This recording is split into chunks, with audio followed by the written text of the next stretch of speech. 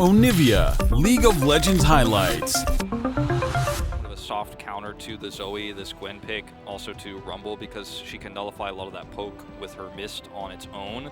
But also into the Gragas, it's a pretty solid matchup. This Gwen, we've seen it so many times throughout the course. And here comes Owner once again. Element is seen. He's going to look to try to collapse here. Yeah, when comes Lightning, going to come through, lands onto Carrier. Is now Element going to be forced to flash, get himself out of there, but Owner just flags, drags, gets himself straight in there for first blood. And Kwangdong Freecs, nothing that they can do to answer. Who lost a little bit of control over the jungle early, but is able to capitalize finally as the binding lands. Yeah, Peacemaker comes through, and pop goes the Carrier.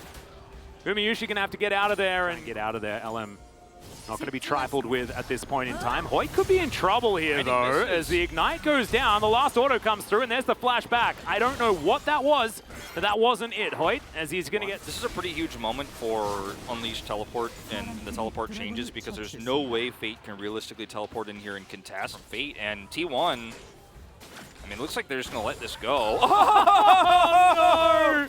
You saw him, we were like, oh, this has got to be the beginning of something. He has flash and heal. Yeah, now let's see whether he's actually going to be able to survive. The answer is absolutely not, as Hoyt picks up the kill. And Owner is just going to take Shirley in trade. He's been hit by a lot of those, not going to lie. But yep, he definitely copped that one as Shirley. She's going to cram her skull into this outer turret in the mid lane, and T1 going to continue QE quite nicely. He'll be absolutely fine. Hoyt is so squishy. Faker is just going to grab a free turret. He's already got one. He's going to get a second here. Yeah. Oh man, how much health does that have? Jonah Strong. Jonah Strong. Okay, he still gets it. He's all right.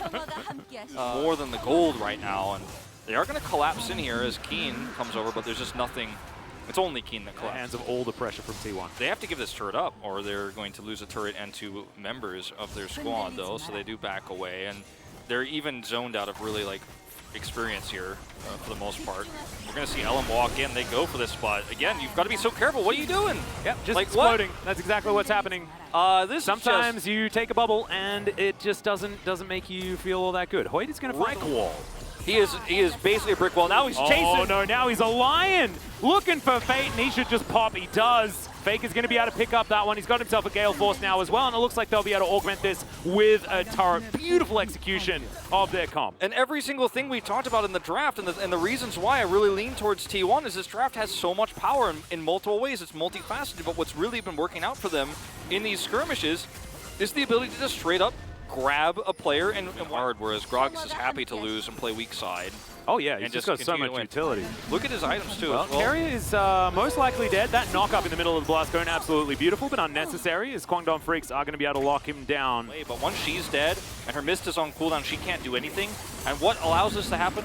Fantastic warding from T1. There's a control ward on. How does he ever get stopped? He can CC whenever he wants. He can be where he wants with impunity. And Kwangdong have no vision here. They're just grasping at straws. Yeah, teleport going to come on forward as now Kwangdong Freecs desperate to try and make this at least a 50-50. Keen going to dash on forward. Zayas taking a fair bit of damage. I have a feeling that Keen might be immune, but they do wait for the mist to wear off.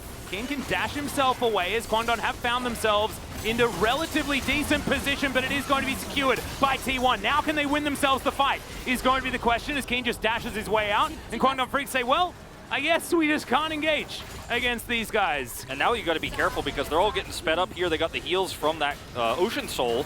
Yeah, well, it's going to be a pick potentially. Yep, Zayas is going to go down. True Shot Barrage. Oh my god, that value was absurd. Teddy's still alive though, and it's going to bait Owner further in. So much damage, but it's T1 that lose their jungler. Keen now flashing forward, but Elam once again going to fall down. Keen dashing to get himself out of the way, and he does have a lot of movement speed, so he'll be all right.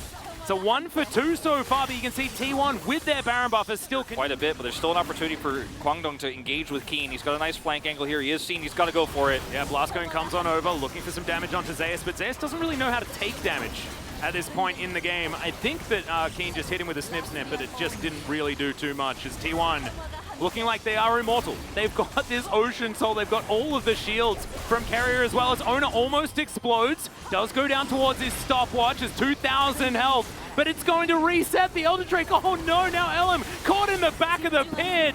Has to throw down the Crescent Guard. Looks to get out of there as Zayas throws through the ultimate. Doesn't do too much as, oh my god, Teddy's starting to rip them apart, but no, the Elder Drake is going to be secured, and now it's Gumayushi's time to shine. Grabs himself one, and oh god, this dragon is tearing them apart. T1 will now take this one to the bank and win game one. T1 were on the back foot at the start of this fight, and then they also ended up losing a lot of control over the space around the Drake. They had, you know, several of their players were extremely low, especially Owner, who went down to like 1/5 health at one moment there, and yet they're still able to masterfully bring it back. The Drake resets, they're able to walk it back and force that backline away. The DPSs of Kwangdong taken out here, and T1, great in the macro, great in team fighting here across the board. This is what you want to see from one of our top 3 teams in the LCK. Absolutely, the Nexus will be taken down, and as it goes down, Faker for the entire season unkilled. Can you believe it? Yes, it's only been one game. More aggressive it looks like here with the All Jax. right. I would have loved the Ornn though, and I'm a big Ornn fan, and I like how cute he looks in the cinematic, but, you know, I guess we'll take the Jax here instead. Not commonly seen. So that was a little bit boisterous from the Jax player. Yeah, we were about to walk out of that one feeling amazing for him, but at the end it was a flash that had to go down, his ultimate used. Here his Owner's once again going to look for a spear to connect. Yeah. Can Teddy actually remain safe is going to be the question, as Hoyt jumps off, and now Teddy going to have to take that spear.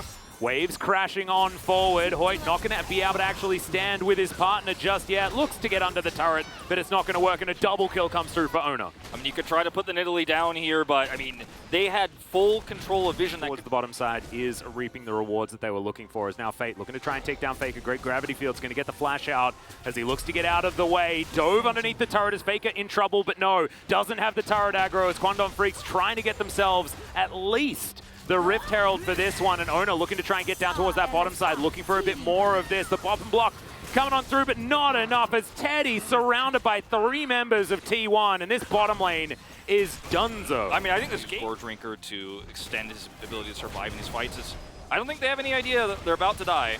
Yep, Owner's going to come on in, doesn't land the first spear as now Keen tries to get out of there. Will be able to do so as they get the ward down. Faker coming on forward. Can he get the death ray to land? Fate coming on in as well is okay. Underneath the turret is Gumayushi. We'll see whether he can survive as Lee Sin grabs that first kill. Faker having to flash out of the way, but the Syndra is going to clean him up. Elam trying to keep himself alive as Zeus picks up the kill, but he will fall as well. And in the meantime, on the top side of the map, some stuff. So much right now in pro play. Well, this is a little bit risky. Being taken down, and that is going to be secured by T1. Elam looking for an opportunity, but Carrier avoids the Sonic, so not necessarily up to full power. He will get there much faster than Teddy last game. I mean, you just can't close the distance here as Kwangdong. You can't even get through this choke point. Yeah, it's going to be Owner that secures Shirley, and not a lot of options. As Faker is going to get stunned up. The last bullet comes down, but there's the Chaos Storm. Elam having to run out of there, and Keen is going to be the first target to be taken down. No stun to come through from the Jhin, as well as Zeus going to leap strike right on top of the Syndra and put her into the death chamber. That is 2 quick kills for T1, and they're not done yet, as that's the cat getting taken down. Elam is going to follow. It's a double kill for Gumayushi, and maybe I told a lie. Maybe he's absolutely strong enough, as he's now 4-0-3. I mean, he's just so far ahead. Unfortunately, at this point, Teddy is 2 levels behind, and he just does so much damage when given the opportunity to. The angle there was good, and Kwangdong Freecs just don't have any agency in this game. And what we are watching back-to-back here is Zeus taking a champion and being totally willing to lose lane to Keen and then do everything correctly throughout the rest of the game. Now he's actually free enough to split push super hardcore. He's played the weak side of the game long enough to where now look at all the vision. Like, how do you even, you can't do anything. Look at the cleanse, look at the moves. Oh no. Maybe less exciting to see Nidalee traps and control wards, but like. Look at the Nidalee traps, look at the control wards, oh god. Well, look at Keen. He's having a bit of trouble here towards the mid lane. However, Zeus not going to go forward. Elam, in fact, is going to die as there's the ace and hold to come forward. Going to be blocked there from Hoyt, who takes half of his health bar and damage. And the Ignite is going to finish off the Lee Sin. Chaos Storm! And Fake gets obliterated. Faker, though, in a bit of trouble. Collateral damage, not quite enough. That is why you buy crowns, ladies and gentlemen. As Zeus now looking to dive underneath the turret. He might just be able to find a kill, but no, gets himself out of the way, and at least the soul in this game is, oh, okay, well. Yes, this is the moments before the Syndra has an absolutely terrible time. Yes. Does he give the kill to Faker? Yes, he does. Well, trying his very best to be like, I come in this game. Oh boy. The poke is real. Yeah. Faker actually looking for more here. Chaos Storm to come down to start this one all up. Carrier has a Sonic Wave on him, but just doesn't care. The spears are landing as well as Zeus looking for the flank angle. And Owner has said, I'm flanking you, lands the spear to lock down the kill. And I feel like T1 are just playing with their food now, Keen being one of them, as Peacemaker is not going to land onto the Graves. And T1 should just be able to rotate back to this Baron that's in utter darkness for Kwangdong Freecs. Remember when LM took Owner's flash away early on? Remember then when they tried to kill Owner several times? I think I remember that. And then it was like, okay, we just got to make sure this guy doesn't get out of control. And then he got absolutely out of control and gave Gumusi 2 kills, and then it went up to 4 kills and 4 assists. And now they're just going to do a 21-minute Baron uncontested. Because if Kwangdong want to walk through... Yeah, Carry is the one like Jake Spawn Tiberi's rules on what a shellacking is. It is a sub-20-minute victory. However, I think we can bend them for this, because it just feels like T1 have had so much control. And look at the scaling nature of this composition, right? As Keen trying to be the champion that he wants to be, and they do manage to take down Gumayushi. So maybe it's not all over yet, as the health bars are still just diminishing. T1 is still so much control. And there are 5 traps here still causing trouble as Gumayushi finally finishes his Infinity Edge. He's like, thanks for sending me home so I could buy this. I just couldn't find the time to back. But I will finish that now and come over to end this game with the rest of my team, or at least get this Hextech Soul. I don't know if you even chase this if you're down, but in real time right now we're seeing 1 lone Graves against the world. Yeah, we are seeing a bit of that. Keen, he does at least have a cat, as the exhaust does come through. Keen taking so much damage, the rest of his teammates are there to stop him from dying to the ace in the hole as the exhaust comes through onto Zeus, but there is nothing that Fate can do about it. He tries to flash, it does not work, and these health bars are getting absolutely destroyed. Faker looking for the triple kill as Keen's in trouble, and he'll get it. Can it be the Penta for Faker to start off? Owner says absolutely not. You'll have to settle for a Quadra, my friend. It's like, nope, I'm defecting. I'm defecting. I want to go back.